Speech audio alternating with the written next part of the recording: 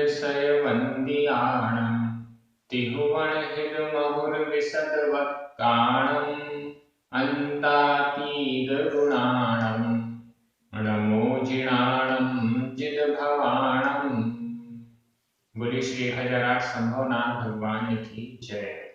आचार्य श्री कुंद कुंद स्वामी की जय। हम सभी बड़े ही सौभाग्यशाली हैं जो हमें आचार्य कुंद कुंद स्वामी का महान ग्रंथ पंचास्तिकाय पढ़ने के लिए मिल रहा है। हम सभी बड़े बहुमान के साथ विनय पूर्वक इस ग्रंथ का स्वाध्याय कर रहे हैं। आज हम दो गाथाओं का अर्थ करेंगे, दो गाथाओं को समझने का प्रयास करेंगे, क्रमशः गाथा नंबर 55 और 56। ये दोनों गाथाएं सरल हैं और आपको बहुत जल्दी समझ में आएंगी। चलिए प्रारंभ करते हैं। गाथा क्रमांक 55। उच्चारण।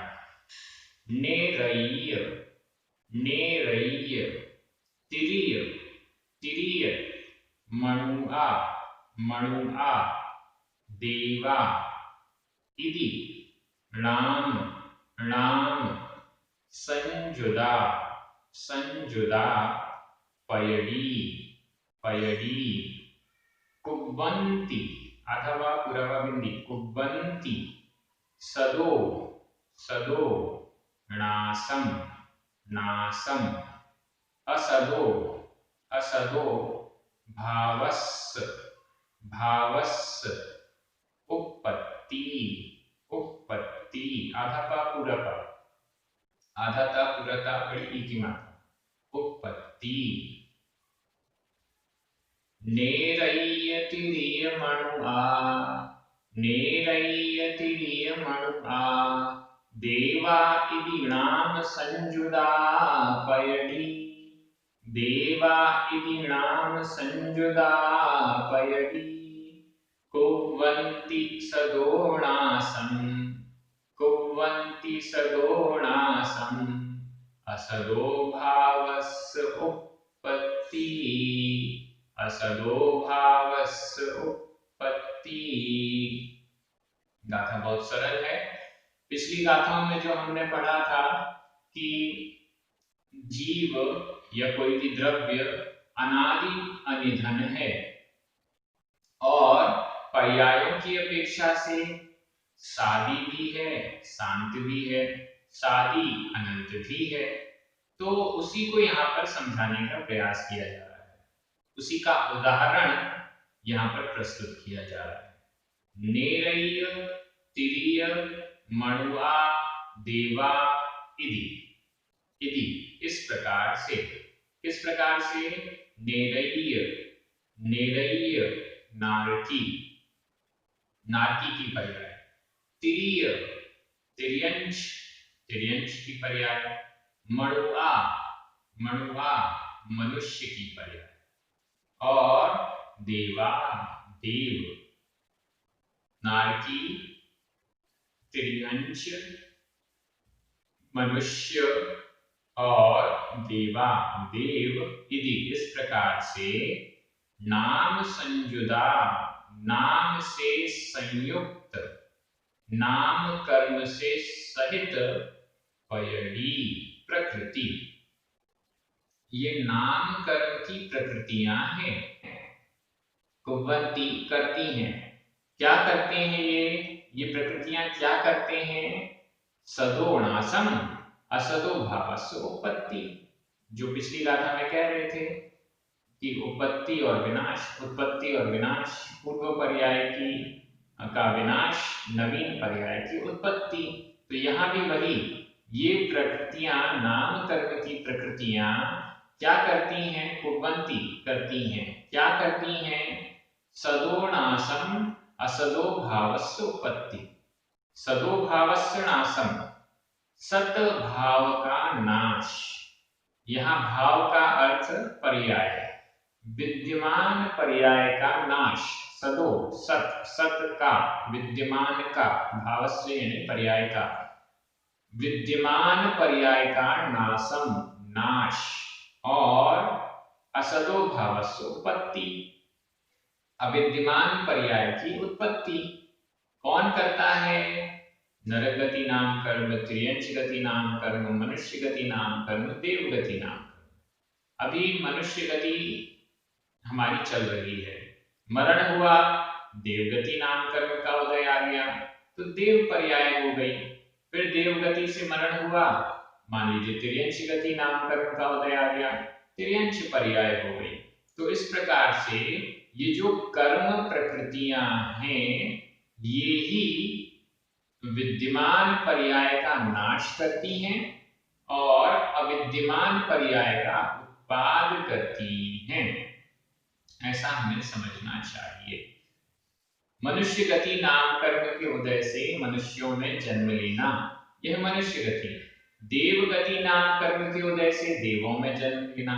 नरक गति नाम कर्म के उदय से नरक नारकी का शरीर प्राप्त करना। त्रियंच गति नाम कर्म के उदय से त्रियंचों का शरीर प्राप्त करना, त्रियंचों में जन्म लेना, यह त्रियंच गति नाम कर्म है। तो इन गति नाम कर्म के उदय के कारण पर्याय बदलती है। यहाँ पर शब्द आप देखिए, कुबंती। कुबंती, कुबंती मतलब करता है, करती हैं। ये जो नाम कर्म है, ये ऐसा करता है, क्योंकि यहाँ जीवास्तिकाय से संबंधित कर्मत्व की विवेचना की जा रही है। जीवास्तिकाय से संबंधित कर्मपने की, जीवास्तिकाय से संबंधित कर्मपने की विवेचना हो रही है। तो एकदम स्पष्ट कहा कि ये कर्म, ये नाम कर्म हमें इन पर्यायों का नाश, पुरानी पर्याय का नाश, अविद्यमान पर्याय, नई पर्याय का उत्पाद करते हैं, कुबंती करते हैं। ये कुबंती शब्द यहाँ पर महत्वपूर्ण है।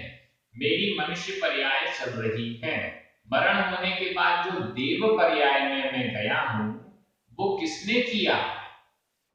यह देव पर्याय, क्योंकि संसार अवस्था है, संसार अवस्था में कर्म जनित ये सब पर्याय होती हैं।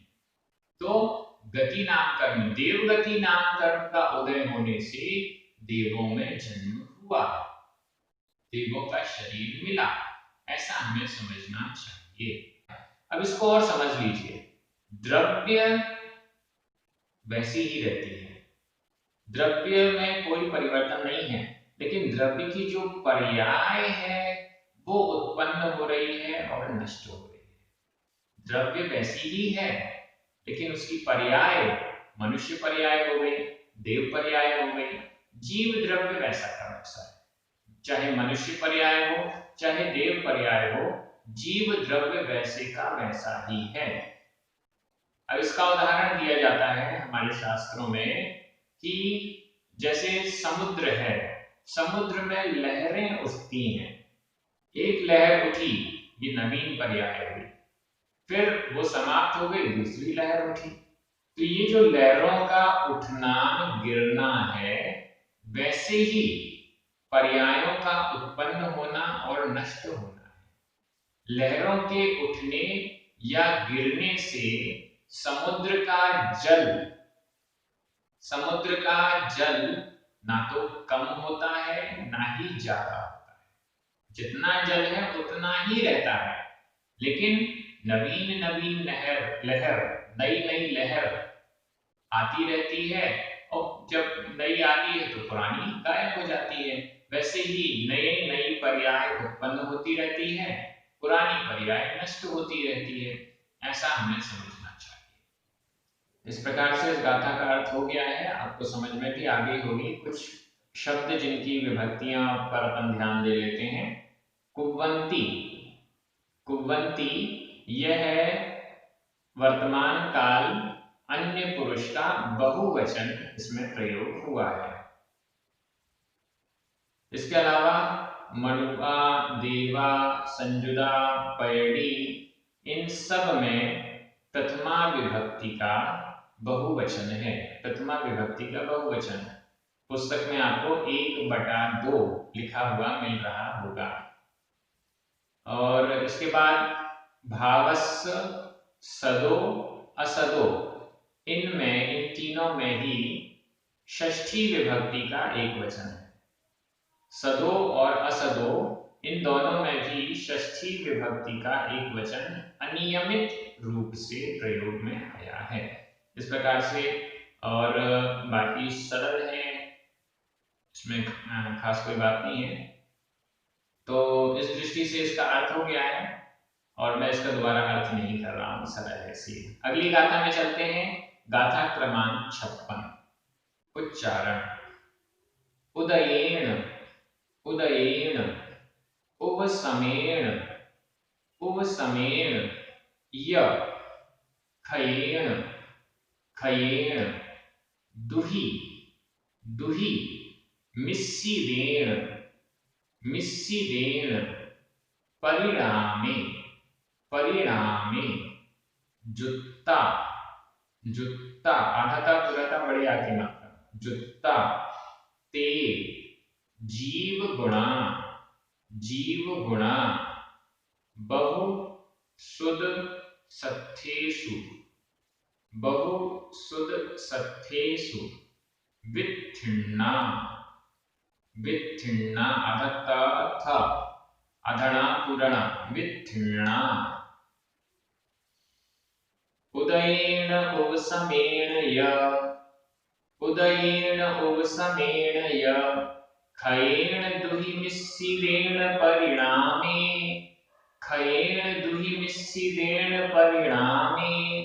जुत्ता ते जीव गुणा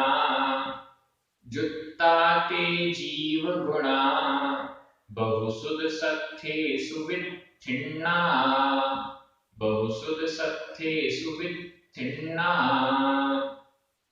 गाथा बहुत सरल है लेकिन बहुत अच्छी भी है। यहाँ पर जो 5 प्रकार के भाव बताए गए थे, उन 5 प्रकार के भावों की चर्चा की गई है। 5 प्रकार के भाव जो कर्म सापेक्ष और कर्म निरपेक्ष, औपशमिक भाव, छायिक भाव, छायोपशमिक भाव, औदैक भाव और पारिणामिक भाव, इनकी चर्चा यहाँ पर की जा रही है। उदयेन उपसमेण य खयेण, उदयेन, उदय के द्वारा, नीचे शब्द है जुत्ता युक्त, उदयेन जुत्ता, उदय से युक्त, उदय से सहित। किसके उदय से सहित? कर्म के उदय से सहित, कर्मों के उदय से सहित। उपसमेण जुत्ता, उपशम से सहित, जुत्ता शब्द सब में लग जाएगा, कर्मों के उपशम से सहित। य खयेण, खय क्षय से सहित, उदय से सहित, उपशम से सहित, क्षय से सहित। य और दुहि, दोनों के मिस्सिदेन, मिश्रित से, जुत्ता यानी सहित, मिस्सिदेन मिश्रित से, जुत्ता सहित, मिश्र से सहित, दोनों के मिश्र कौन से? उपशम और क्षय, तो क्षयोपशम से सहित। मिश्र का अर्थ लिया जाता है क्षय और उपशम का मिश्र तना, क्षय और उपशम ये मिश्र हो गया तो उसको मिश्र कहा गया, क्षयोपशम से जुत्ता युक्त। और इसके बाद 5वें नंबर पर है परिणाम में। यहाँ पर सप्तमी विभक्ति का एक वचन है, लेकिन इसका अर्थ तृतीया विभक्ति के एक वचन में जाएगा। तो परिणामे, परिणाम से जुत्ता, परिणाम से सहित, ये 5 हो गए। उदय से सहित, कर्मों के उदय से सहित, औदैक भाव, उदय से सहित औदैक भाव। नीचे लिखा है जुत्ता यानी युक्त, ते जीव गुणा, ते यानी वे, जीव गुणा, वे जीव के गुण। यहाँ जीव के गुण से तात्पर्य वे जीव के भाव या वे जीव की पर्यायें, ऐसा भी ले सकते हैं। ते जीव गुणा, ते यानी वे जीव गुणा, उदय से युक्त वे जीव के गुण, उपशम से युक्त वे जीव के गुण, क्षय से युक्त वे जीव के गुण, दोनों के मिश्र से युक्त बेजीव के गुण और परिणाम से युक्त बेजीव के गुण।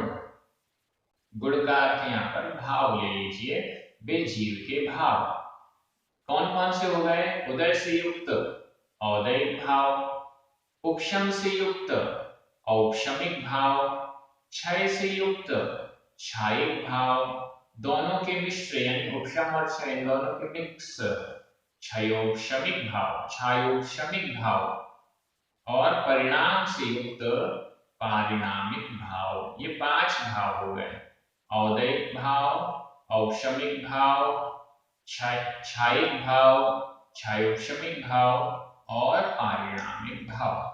ये 5 भाव कैसे हैं? इसके 2 उदाहरण, इसका एक विशेषण दिया जा रहा है, बहुसुध सत्थेषु वित्थिन्ना।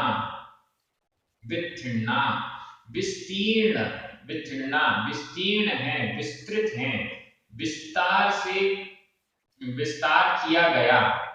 कहां पर विस्तार किया गया? बहुसुध सत्थेषु, बहुश्रुत, बहुश्रुत सत्थेषु शास्त्रों में, बहुश्रुत शास्त्रों में, बड़े बड़े शास्त्रों में जिनमें श्रुत का अच्छा विवेचन है, ऐसे शास्त्रों में वित्तीर्णा विस्तृत हैं। ऐसे बड़े बड़े शास्त्रों में इनका विस्तार से विवेचन है। इन 5 भावों का विस्तार किया गया, इसमें बहुसुध सत्थेषु, बहुश्रुत शास्त्रों में, ऐसा इसका अर्थ है। इसका एक पाठांतर अपन को मिलता है, बहुसुध सत्थेषु के स्थान पर बहुसु या अत्थेषु। देखने में दोनों एक से लगते हैं, बहुसुध सत्थेषु, और पाठांतर बहुसु या अत्थेषु, बहुसु अत्थेषु, या यानी और, बहुसु बहुत, थेषु अर्थों में, पदार्थों में, वित्तीर्ण विस्तीर्ण है। ऐसे 2 प्रकार के पाठांतर मिलते हैं, बहुसु या अत्थेषु, इसको आचार्य अमृतचंद स्वामी ने स्वीकार किया है, लेकिन बहुसुध सत्थेषु इसको आचार्य जयसेन स्वामी ने स्वीकार किया है। आचार्य जयसेन स्वामी ने इस पाठ को ही प्रमुखता से विवेचित किया है, बहुसु या अत्थेषु इसका उल्लेख भी नहीं किया है। तो इस दृष्टि से 2 पाठांतर हमको मिल जाते हैं यहाँ पर। गाथा का अर्थ आपको पूरा समझ में आ गया होगा। उदय से युक्त, उपशम से उदय, उपशम क्षय दोनों के मिश्र यानी क्षयोपशम, और परिणाम से युक्ता युक्त जे ते जीव गुणा, वे जो जीव गुण हैं, जीव के भाव हैं, वो सभी बहुश्रुत शास्त्रों में विस्तीर्ण है, विस्तृत किए गए हैं। ये इसका हिंदी अर्थ सामान्य रूप से हो गया। अब थोड़ी सी बात हम इन 5 भावों के विषय में करना चाहेंगे। पहले तो इनकी परिभाषा समझ लीजिए। कर्मों के उदय से, उदय क्या होता है? उपशम क्या होता है? उदय, उदय का मतलब है कर्म का फल देना, यह कहलाता है उदय। कर्म का फल देना, इसको उदय कहते हैं। अब इस उदय के निमित्त से जो भाव हुआ, उदय से संबंधित जो भाव हुआ, वो कहलाता है औदयिक। उदय से संबंधित। उपशम, कर्म का उपशम, कर्म का दब जाना। कर्म सत्ता में तो है, कर्म बंधा तो हुआ है, लेकिन फल नहीं दे रहा, दब गया है, शांत हो गया है, उसको कहते हैं उपशम। कर्म का फल ना देना, शांत हो जाना, बैठ जाना। उदय फल देना, उपशम शांत हो जाना।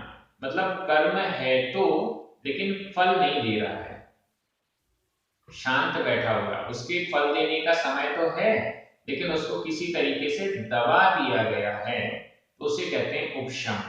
कर्म के उपशम से जो भाव बना, कर्म के उपशम के कारण, उपशम से संबंधित जो भाव बना, वो औपशमिक भाव कहलाता है। तीसरे नंबर पर है क्षायिक भाव, क्षय, कर्म का क्षय, कर्म का नाश होना, कर्म का नष्ट हो जाना, ये कहलाता है क्षय। उपशम में कर्म था लेकिन उसका उदय लाने नहीं दिया जा रहा था, उसको दबा दिया गया था। लेकिन कर्म के क्षय में कर्म को ही नष्ट कर दिया गया। अब कर्म सत्ता में भी नहीं है, कर्म की सत्ता ही नष्ट कर दी गई है, वो कहलाता है क्षय। और इस क्षय से जो भाव बनता है, इस क्षय से संबंधित जो भाव बनता है वो है क्षायिक, क्षायिक भाव। औदयिक भाव, औपशमिक भाव, क्षायिक भाव, ये तीन हो गए। अब मिश्रिण, उसके मिश्र से, उपशम और क्षय, इन दोनों के मिश्र से, इन दोनों के मिक्सअप से, क्षयोपशम में जटिल परिभाषा है लेकिन मैं एकदम सरल रूप से आपको समझाने का प्रयास कर रहा हूं। उसके जो सर्वघातीपना है उसका तो उदय नहीं है, देशघातीपने का उदय, ऐसे समझ लीजिए। दो प्रकार के पर्दे हैं, एक है मोटा पर्दा और एक है पतला पर्दा। जब मोटा पर्दा हम लगा देते हैं तो सूर्य की बिल्कुल भी रोशनी नहीं आती। जब हम मोटा पर्दा हटाकर पतला पर्दा लगा रहने देते हैं तो उसकी आंशिक रोशनी आ जाती है, थोड़ी सी लाइट आ जाती है, ये कहलाता है क्षयोपशम। ये है क्षयोपशमिक भाव, ज्ञानावर्णी कर्म का क्षयोपशम। अब क्या होगा, ज्ञानावर्णी कर्म का अगर पूर्ण उदय होता तो हम तो ज्ञान से शून्य हो जाते, लेकिन ज्ञानावर्णी कर्म का कभी उदय नहीं होता बल्कि उसका क्षयोपशम होता है। मोटा पर्दा तो साइड में रहता है, पतला पर्दा ऊपर रहता है। उससे क्या होगा, हमें उस ज्ञान का आंशिक, ज्ञान का अंश प्रकट रहता है, पूर्ण ज्ञान शून्य नहीं रहता, ऐसा समझ लेना चाहिए। तो ये कहलाता है क्षयोपशम। इस क्षयोपशम के कारण जो भाव बनता है, क्षयोपशम से संबंधित जो भाव बनता है वो होता है क्षयोपशमिक भाव, वो क्षयोपशमिक भाव। और पांचवें नंबर पर है पारिणामिक भाव, परिणाम, परिणाम यानी स्वभाव। यहां पर कर्म के ना उदय, उपशम, क्षय, क्षयोपशम, इन चारों की कोई अपेक्षा नहीं है, वो पारिणामिक भाव कहलाता है। कर्म के ना तो उदय से हुआ, ना उपशम से हुआ, ना क्षय से हुआ, ना क्षयोपशम से हुआ, ऐसा वह पारिणामिक भाव होता है। जैसे जीवत्व, जीव द्रव्य में जो जीवत्व भाव है वो पारिणामिक है। हम जीव हैं, किसी कर्म के उदय से हैं क्या? नहीं। किसी कर्म के उपशम से हैं क्या? नहीं। किसी कर्म के क्षय से हैं क्या? नहीं। किसी कर्म के क्षयोपशम से हैं क्या? नहीं। इसलिए ये पारिणामिक भाव कर्मों से निरपेक्ष कहा गया है।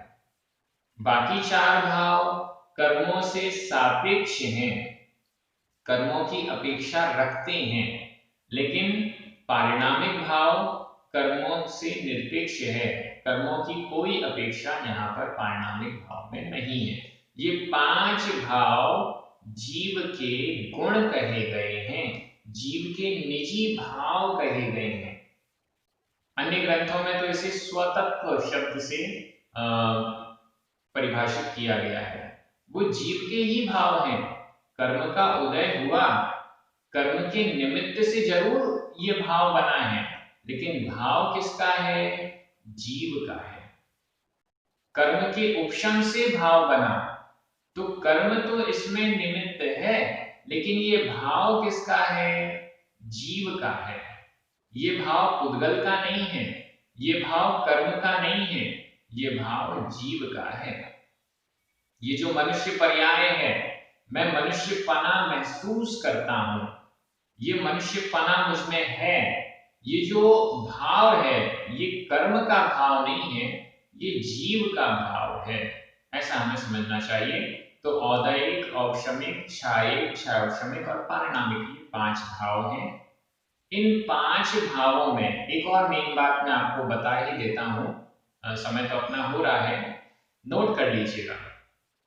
इन 5 भावों में, क्योंकि पंचास्तिका की टीका में भी मुझे वह श्लोक मिला आचार्य जयसिंह स्वामी का, जो कि सर्वार्थ सिद्धि की टीका में भी पूज्यपाद स्वामी ने भी उसको कोट किया है, और द्रव्य संग्रह में भी ब्रह्मदेव सूरी जी ने उस श्लोक को लिखा है।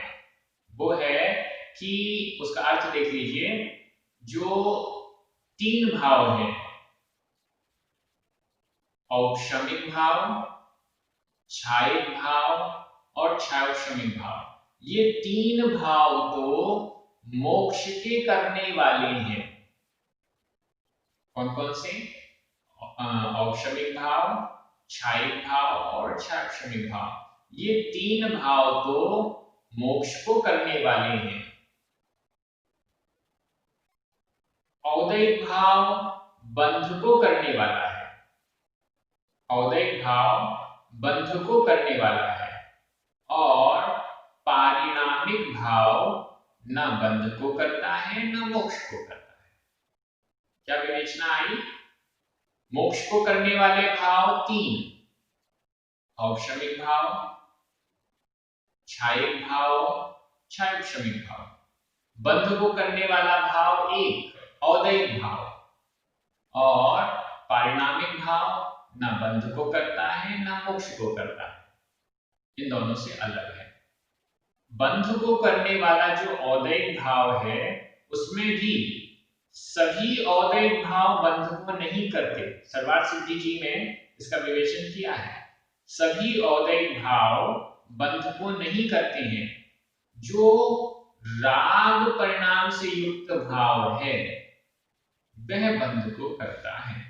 आचार्य कुलकुल स्वामी ने कई गाथाएं लिखी हैं जिसमें उन्होंने स्पष्ट किया है, रत्तो बंधनिकम्मं मुंचति जीवो विराग संपन्नो, एसो जिणोपदेशो तम्हा कम्मेषु मारज्य।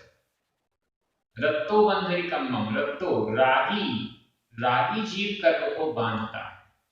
औपशमिक औदैहिक भाव जो कि राग से युक्त है, मोह से संबंधित जो औदैहिक भाव है, वह बंध को करता है।